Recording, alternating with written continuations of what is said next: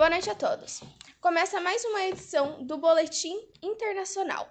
Nessa edição, nós vamos falar sobre o Tribunal Internacional de Crimes da Iugoslávia.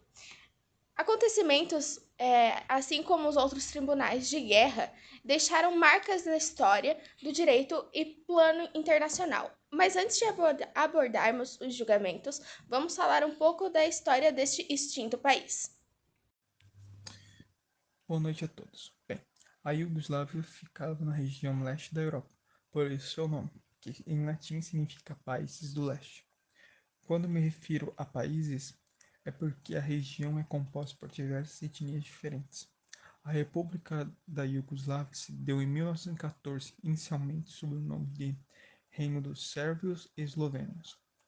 No ano seguinte, houve a reunião de mais de 4 repúblicas: Croácia, Bósnia e Herzegovina, Montenegro, Macedônia e demais 2 províncias, Voivodina e Kosovo.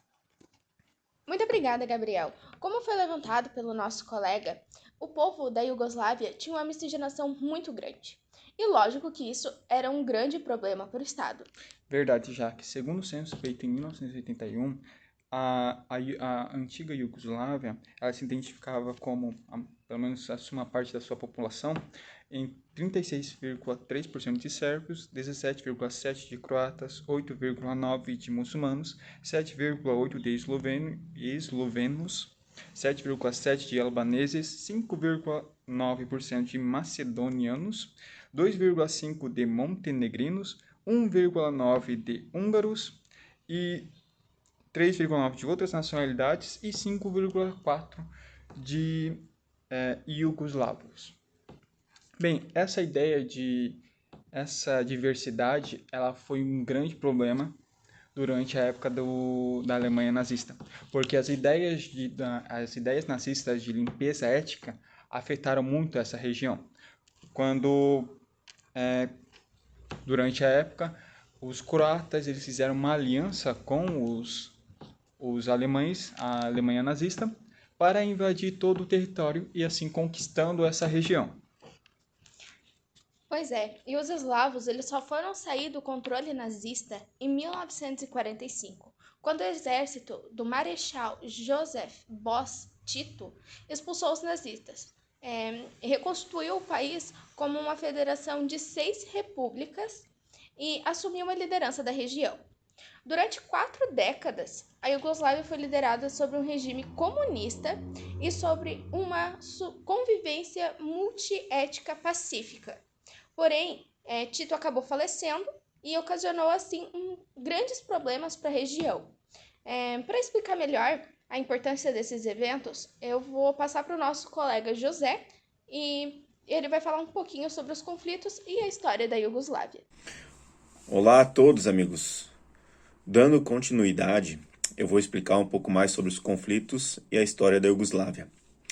Com a morte de Tito em 1980 e o colapso do regime socialista na Europa Central e Oriental, configuraram a tensão entre os povos e retornando os conflitos étnicos na região e o fortalecimento das tensões nacionalistas em torno da sucessão pelo poder. Para manter a União Iugoslávia, os estados decidiram que cada estado-membro iria eleger um líder a cada ano para assumir o governo. No entanto, este modelo foi fadado ao fracasso, já que a sua ruína foi a eleição de Milošević, que impulsionou um nacionalismo exacerbado por parte dos sérvios, sendo eleito presidente em 1990, que por meio de discursos radicais instigou o ódio dos sérvios contra croatas e muçulmanos, alegando que estes estariam promovendo políticas contrárias aos interesses da minoria sérvia, e por isso deveriam ser executados, humilhados e expulsos da região. Com tais discursos, a economia às ruínas. Os Estados-membros começaram a declarar independência entre 1991 e 1992. Primeiro a Eslovênia, depois a Croácia, a Macedônia e a Bósnia e Herzegovina. Nesta ordem, proclamaram suas independências com a finalidade de escaparem da dominação sérvia. Os sérvios reagiram militarmente a todas essas emancipações, submetendo os não-sérvios a violentas guerras e a diversas violações aos direitos humanos e humanitários, que de tão graves podiam ser comparados ao Holocausto. Espero que tenha esclarecido alguns pontos e agora é com vocês aí do estúdio. Muito obrigada. E esse conflito apenas chegou ao fim por conta da intervenção da OTAN em 1995. O conflito da Bósnia chegou ao fim com o Acordo de Dayton, onde a Bósnia se tornou uma república independente e seu governo foi dividido em apenas 3 etnias que vivem ali. Além disso, em 1999, o território de Kosovo passa a declarar sua independência também. Porém, a Sérvia não aceitou muito essa independência e novamente começou a ocorrer a limpeza étnica, com civis sendo colocados na linha de frente de batalhas, e foi mais um conflito que passou a se resolver com a interferência da OTAN e das Nações Unidas. No entanto, sua independência até hoje não é reconhecida totalmente como uma nação soberana e independente. E foi em 2003 que a Iugoslávia deixou de existir definitivamente com a independência da Sérvia e de Montenegro, que finalmente essa foi uma separação que ocorreu de maneira pacífica. Bom, agora para falar sobre a violação dos direitos que ocorreram na Guerra da Ex-Iugoslávia, falamos direto ao vivo com nossa correspondente Rafaela lá na Croácia. Oi, tchau, Rafa. Olá a todos que nos assistem. Estima-se que a guerra resultou em mais de 800 mil mortes e cerca de 3 milhões de pessoas deslocadas. A cidade croata Vukovar foi cercada por 3 meses pelo Exército Federal Sérvio, o que levou à destruição total da cidade. O assassinato, cerca de 5 mil pessoas e o desaparecimento de mais 4 mil, além da execução sumária de 200 pessoas que se refugiaram no hospital municipal e de lá foram arrancadas à força. Em Sarajevo, capital da Bósnia, o cerco durou 3 anos e meio. As vítimas foram aprisionadas em campos de concentração e só puderam receber alimentos e medicamentos graças às pontes aéreas humanitárias. Foram 200 mil assassinatos, o pior conflito da Europa desde o fim da Segunda Guerra Mundial. No massacre da Srebrenica, ocorreu a execução sumária de 8 mil dos 40 mil muçulmanos que habitavam a cidade. Com todo esse massacre, o primeiro passo em prol do restabelecimento da paz na região foi dado pela Comunidade Europeia em 1991, por meio do Tratado de Brione. O referido tratado visava buscar as soluções pacíficas que ao mesmo tempo garantissem a integridade territorial da Iugoslávia. No entanto, o tratado foi desrespeitado pelos sérvios e, portanto, acabou não surtindo o efeito almejado. Com a escalada de conflito, as Nações Unidas decidiram se manifestar. E, para isso, adotaram várias resoluções no Conselho de Segurança, sendo o primeiro a resolução do número 713, a qual decretou o embargo total às armas e equipamentos militares na região. Entretanto, não surtiu grandes efeitos. Na medida em que as armas podiam ser obtidas pelo exército sérvio através de contrabando, o que suscitou um grande desequilíbrio em capacidade militar de sérvios e muçulmanos, fazendo com que os últimos ficassem em total desvantagem. Em 92, com o advento da independência da Eslovênia e da Croácia, a ONU reconheceu o caráter internacional do conflito e adotou mais 6 resoluções, sendo a Resolução 743, responsável pela criação da United Nations Protection Force, a Resolução 757, referente à condenação das autoridades da Iugoslávia, a 764, que visou alertar as partes beligerantes quanto às violações às Convenções de Genebra em 1949 e a responsabilidade que lhes poderiam ser atribuídas ao final do conflito. A Resolução 771, que pediu aos Estados e às organizações humanitárias internacionais que colocassem à disposição do Conselho de Segurança todas as informações acerca das violações aos direitos humanos ocorridas durante o conflito. E, por fim, a Resolução 780, responsável pela criação da Comissão Independente de Peritos, que visou analisar as informações coletadas mediante a Resolução 771. Juntamente com os esforços do Conselho de Segurança da ONU, houve também a ação da comunidade europeia destinada a tentar pôr fim ao conflito. Um dos eventos que ocorreu foi a realização da Conferência sobre a Segurança e Cooperação na Europa. Basicamente, essa convenção se tratou sobre as acusações das graves violações dos direitos humanos ocorridos durante o conflito. Um dos grandes governos que foi em peso elaborar um estatuto para julgar esses crimes foi a França e a Itália. Ambos eles ajudaram com juristas a formular esse estatuto, e quando saiu a Resolução 808, e juntamente com o estatuto, se reformulou o Tribunal Penal Internacional da Iugoslávia. Eu vou falar agora um pouquinho sobre o tribunal. Como o nosso colega acabou de falar, ele foi formado para julgar os crimes de guerra acontecidos na ex-Iugoslávia.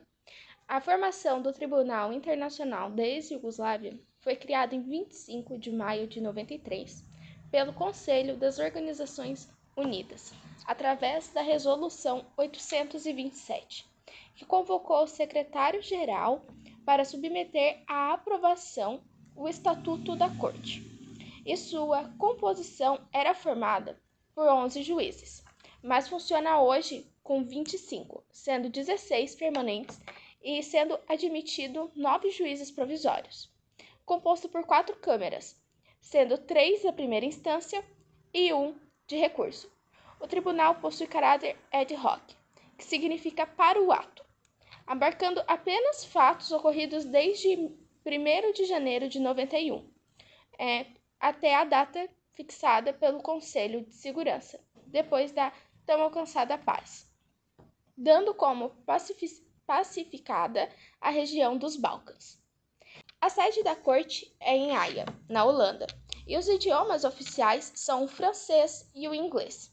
A corte é composta por 3 órgãos, sendo eles órgão dos juízes, em que há 16 juízes permanentes eleitos pela Assembleia Geral das Nações Unidas para um mandato de 4 anos, podendo ser prorrogado por igual tempo, somando a estes juízes aos juízes ad litem, dividido em 3 câmaras, 2 de primeira instância e 1 de apelação. É importante destacar que os magistrados são de diversas nacionalidades, o que dá maior neutralidade para o julgamento.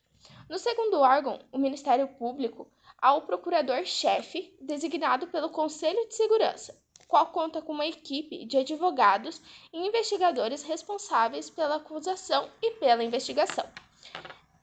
E, por fim, a Secretaria, órgão liderado pelo diretor, designado pelo secretário-geral, com a função de administrar os serviços do tribunal.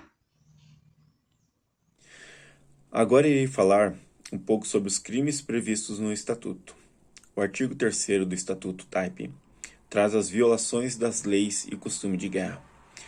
Sendo seu entendimento como tal, trago-lhes os seguintes crimes: o uso de armas tóxicas e outras concebidas com o objetivo de causar sofrimentos inúteis, a destruição sem motivos de cidades, vilas e povoações, ou a devastação não justificada pelas exigências militares, o ataque de bombardeio por qualquer meio de cidades, vilas, habitação ou construção sem defesa, o confisco, a destruição ou a danificação deliberada de edifícios consagrados à religião, à beneficência e ao ensino, às artes e às ciências, monumentos históricos, obras de arte e de caráter científico, a pilhagem de bens públicos ou privados, também as graves violações da Convenção de Genebra em 1949, assumindo em seu 2º artigo o homicídio voluntário, a tortura ou os tratamentos desumanos,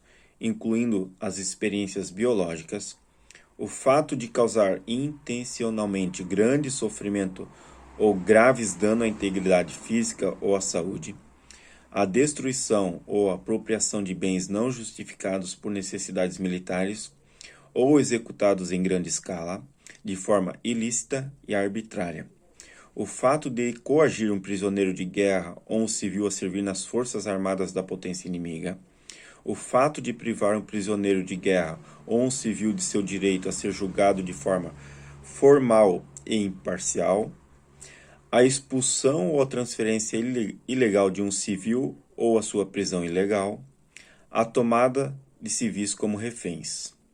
O Estatuto ainda traz novas interpretações e mudanças em seus significados, sendo o artigo 6º, que traz mudanças significativas para o direito penal internacional, pois permite a possibilidade de responsabilizar penalmente apenas as pessoas físicas por seus atos de caráter ilegal e ilegítimo durante os conflitos armados, ou seja, o Estado não mais será passível de culpabilidade pelos crimes cometidos por seus nacionais. No artigo 4º da 4ª Convenção de Genebra de 1949, que se referem às pessoas que deveriam ser protegidas durante os conflitos, precisou a fim de interpretar de forma ampla. O artigo em questão torna como referência a nacionalidade dos civis afetados, porém, no contexto da Guerra dos Balcãs, a nacionalidade das vítimas e dos invasores era a mesma, sendo distintas apenas as suas etnias. Portanto, a Corte adotou outros critérios além da nacionalidade, como o da etnia, para determinar quem seriam os civis amparados pelas normas jurídicas. A interpretação também é estendida aos refugiados e apátridas, que assim foram considerados mesmo estando em seu próprio estado. Sendo assim, a redação do artigo 4º ficou: entende-se por genocídio qualquer dos seguintes atos cometidos com a intenção de destruir, no todo ou em parte, um grupo nacional, étnico, racial ou religioso de uma das seguintes formas: o assassinato de membro de grupo, lesões graves à integridade física ou mental dos membros do grupo, submissão internacional do grupo e condições de vida que acarretam a destruição física, total ou parcial, imposição de medidas destinadas a impedir o nascimento dentro do grupo, transferência forçada de crianças de um grupo para outro.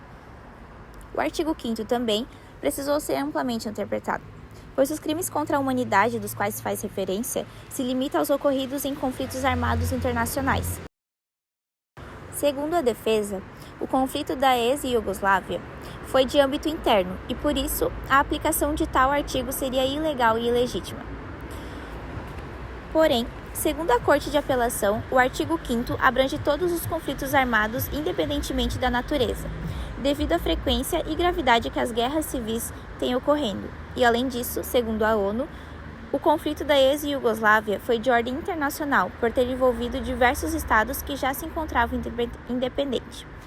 E, por fim, os crimes contra a humanidade do artigo 5º: o homicídio, o extermínio, a escravidão, a deportação, prisão, estupro, tortura, perseguição por razões políticas, sociais e religiosas, e entre outros atos desumanos. E para elucidar melhor o ocorrido, agora vamos ver algumas notícias sobre o caso. Reportagem de Pedro Bial e Sérgio Gils sobre a entrega da comida para os civis atingidos pelo conflito na Iugoslávia. Fantástico, 11/4/93. Reportagem de Pedro Bial sobre uma das mais perigosas avenidas de Sarajevo, que ficou conhecida como Snipers Avenue, a Avenida dos Francos Atiradores, durante a Guerra Civil na Iugoslávia. Globo Repórter, 23/9/94. Sobre as sentenças, foram diversos julgados e condenados pelo tribunal. As penas aplicáveis foram de prisão privativa de liberdade, com sentenças que variavam entre 3 e 40 anos, e prisão perpétua. Bem, um dos casos mais aguardados foi o caso do acusado, na verdade, foi Slobodan Milošević, comandante supremo da Iugoslávia e também considerado o principal culpado pela promoção da limpeza étnica. Bem, as acusações que ele recebeu durante o julgamento dele foi a violações graves às convenções de Genebra de 1949. Também houve as violações às leis ou costumes de guerra. Houve também o genocídio e crimes contra a humanidade ocorridos na guerra de Kosovo, Croácia e Bósnia. Milošević foi processado tanto na base tanto na sua base de responsabilidade individual quanto na virtude de sua condição superior e hierárquica daqueles que cometeram atrocidades durante a Guerra de Balcãs. Foi preso em 2001 e morreu 5 anos depois em sua cela durante o desenvolvimento do julgamento. Temos também o caso de Duško Tadić, primeiro a ser julgado, e ele era um ex-policial sérvio, acusado de morte e agressão praticadas nos campos de concentração de Omarska, com autoria em 132 crimes, dos quais envolve violações às Convenções de Genebra de 1949, violações de leis ou costumes de guerra e crime contra a humanidade. Seu julgamento foi concluído em 2002 e a pena aplicada foi de apenas 20 anos. Bem, também tem o caso de Radovan Karadzic. Perdão se eu não sei falar o nome desses seres humanos. Bem, assim, ele era o ex-presidente sérvio na Bósnia, que após 13 anos de fuga, pôde ser finalmente extraditado para Haia para responder por 11 acusações de crimes durante a Guerra de Bósnia, entre elas a de cometer genocídio no massacre de Srebrenica. Isso aí, massacre de Srebrenica. Temos também o caso de Ratko Mladic, ex-comandante militar, que, assim como o caso supracitado, ainda permanece sem julgamento, pois também se encontrava foragido. É acusado de genocídio contra croatas e bósnios e coautoria do massacre de Srebrenica. Bem, também teve o Milan Martic, que foi considerado culpado por 18 crimes, incluindo assassinato, perseguição, deportação, tortura, destruição de vilarejos, ataques contra civis croatas durante a Guerra da Croácia e Bósnia. A pena obtida por este ser humano foi de 35 anos. E basicamente é isso, meus caros. O Jornal Internacional acaba por aqui. Desejo uma boa noite a todos. Espero que tenha sido informativo. Se não foi, perdão. Então, tchau, tchau, gente. Até a próxima. É inegável a importância da Iugoslávia. O conflito que ocorrera naquele país serviu para ampliar conceitos já definidos, como por exemplo o genocídio, e também serviu como um alerta para as possíveis violações dos direitos humanos e os ideais de raça superior, que não eram vistos desde a Alemanha nazista. Ou seja, os esforços para combater tais ideais não adiantaram, já que retornaram há 31 anos atrás.